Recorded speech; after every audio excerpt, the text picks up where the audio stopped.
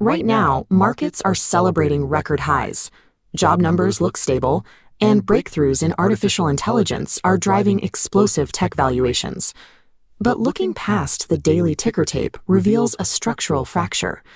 Three distinct systemic threats: debt, AI capital expenditures, and geopolitical fragmentation are on a mathematical collision course, scheduled to peak in 2027. The prevailing consensus leans optimistic. Investors point to the massive gains concentrated in the Magnificent Seven tech stocks as proof of a resilient economy. The expectation is a soft landing, that central banks have successfully engineered a cooldown without triggering a recession. The data tells a different story. Market concentration is extreme, and global debt has reached levels that require constant refinancing. This setup has created a feedback loop with no natural break, where structural vulnerabilities are reinforcing one another. We are looking at three specific pillars of instability. First, a global debt wall standing at $346 trillion. Second, an AI capital expenditure bubble that mathematically resembles the dot-com era. And third, a fracturing of the global trade network that keeps inflation structurally high. When these pillars collapse, the impact on wealth distribution is severe. The middle class effectively hollows out. The vast majority of that wealth migrates down into poverty, while a thin vertical sliver of capital is consolidated by the top 1%.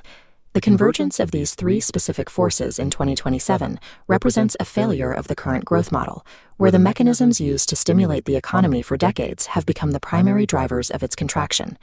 To understand what is coming, we have to look at the last major financial shock. The 2008 crisis was a localized failure. It originated within the private banking sector and subprime mortgage markets. The panic was severe, but it was contained to private institutions. The resolution to 2008 relied entirely on governments and central banks acting as the ultimate financial backstop. They stepped in, printed trillions of dollars, and absorbed the toxic assets to bail out the failing banks. The mechanics for 2027 are entirely inverted. The sovereign nations that acted as the safety net in 2008 now carry the toxic load. Public sector borrowing has surged to over $100 trillion. The backstop itself is cracking. Sovereign debt is sustainable only under two strict conditions. Investors must maintain demand for it, and the borrowing nation must be able to afford the interest rates. Break either condition, and the math fails. Many advanced economies are now borrowing money simply to service the interest on their existing obligations. The water level of national debt keeps rising, while rising interest payments force massive amounts of currency out through the cracks. If a private bank fails, a government bails it out. If the massive sovereign debt wall collapses, there is no larger entity left to rescue the global economy. The sheer scale of the global debt landscape is difficult to quantify. By late 2025, total global debt reached $346 trillion. That represents approximately 310% of global gross domestic product.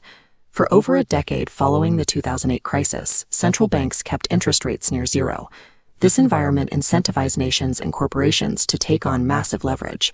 But as inflation forced central banks to push rates to 5%, that accumulated debt became far more expensive to service. This policy is a cyclical trap. Higher rates increase debt service, forcing governments to borrow more, spiking inflation and keeping rates elevated. As this debt expands, it crowds out the real economy. Money meant for productive investment and social programs is completely consumed by interest. This brings us to the 2027 refinancing wall. A massive tranche of low-interest sovereign and corporate debt is scheduled to mature. Borrowers cannot pay the principal, meaning they have to refinance trillions of dollars at today's much higher interest rates. The math here leaves only a binary outcome.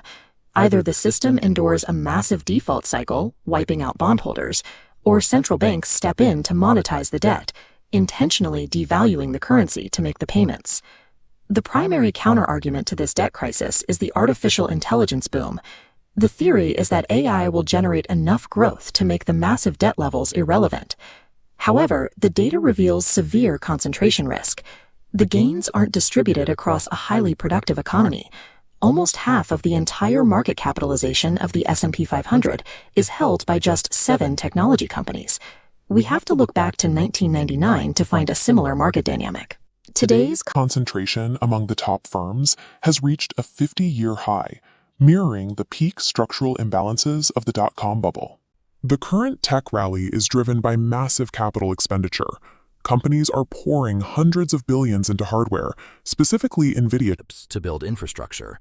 But the enterprise software buyers purchasing these systems do not yet have a clear path to return on investment.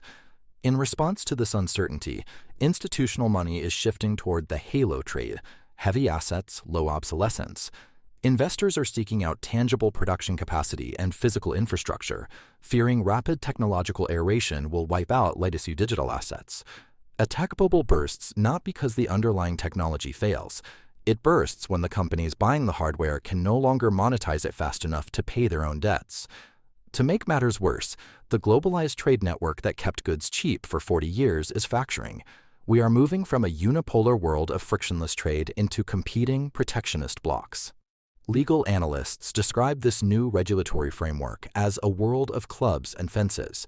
Countries are forming exclusive clubs with harmonized regulations while building legal and economic fences to lock out strategic competitors. These fences take the form of unilateral tariffs, investment screening, and heavy sanctions. Every new regulatory barrier added to the global supply chain increases the baseline cost of manufacturing and shipping goods, keeping inflation structurally sticky. This fragile system is highly vulnerable to a geopolitical shock. A conflict closing the Strait of Hormuz could push oil past $150 a barrel, rivaling the energy crises of the 1970s. An energy shock combined with trade fences creates central bank paralysis. The Federal Reserve cannot cut rates to help refinance the 2027 debt wall because doing so would pour gasoline on a severe inflation crisis. When the 2027 refinancing wall, the unproven AI capital expenditures, and high inflation trade fences finally intersect, they trigger a negative feedback loop with no natural braking mechanism. The first domino falls in the private credit markets. In recent years, firms like Hellman & Friedman and Permira took companies like Zendesk private, using loans based on assumptions that software revenue would remain stable. As companies deploy AI agents that can handle complex workflows, the demand for traditional software seats collapses. This breaks the fundamental revenue assumptions of those private credit deals, leading to what analysts project will be the largest software default in history. This contagion spreads rapidly because the asset managers who hold this debt have used life insurance policies and the retirement savings of American households as capital. When regulators downgrade these assets, it drains the balance sheets of the institutions that anchor the broader financial system. This triggers a crisis in the real economy. As AI-driven job displacement reduces income for white-collar workers, they begin to default on their home loans. These mortgage impairments act as the final trigger, leading to a projected crash that wipes out 57% of the S&P. Traditional interest rate cuts cannot resolve this crisis. Central banks can provide liquidity, but they cannot restore the market value of human intelligence or replace the consumer spending lost to automation.